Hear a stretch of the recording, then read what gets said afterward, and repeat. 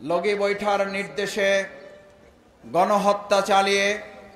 ঢাকা সহ সারা বাংলাদেশে অসংখ্য ছাত্র জনতাকে হত্যা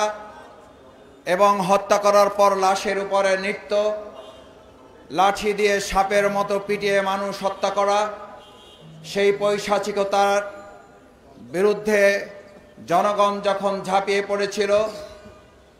সেই জনগণের উপরে আবার নির্বিচারে গণহত্যা পরিচালনা এবং তার প্রেক্ষিতে খুনি হাসিনার বিরুদ্ধে যে মামলা করা হয়েছিল অবৈধ ক্ষমতা প্রয়োগ করে, সেই মামলা প্রত্যাহার করে নেওয়ার, সেই মামলা ফিরে এনে তাদেরকে বিচারের মুখোমুখি করা এবং সেই খুনিদের সন্ত্রাসীদেরকে গ্রেপ্তার করে আইনের আওতায় নিয়ে আসার জন্য আজকের এই বিক্ষোভ সমাবেশ এবং মিছিল। সংগ্রামী ভাই এবং বন্ধুগণ, 2006 সালের 28শে অক্টোবর আমাদের উপর এই বাইতুল মোকাররম উত্তর গেট সহ পল্টন এলাকায় বৃষ্টির মতো গুলি করে বোমা মেরে আমাদের ভাইদেরকে হত্যা করা গেছে,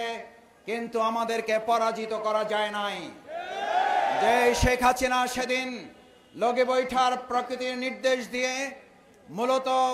আমাদের উপরে গুলি এবং বোমা বর্ষণ করেছিল, সেই শেখ হাসিনায় আজ কালের আবর্তে দেশ ছেড়ে পালাতে বাধ্য হয়েছে। আমাদেরকে আল্লাহ তাআলা এখানে এখনো সমবেত রেখেছেন।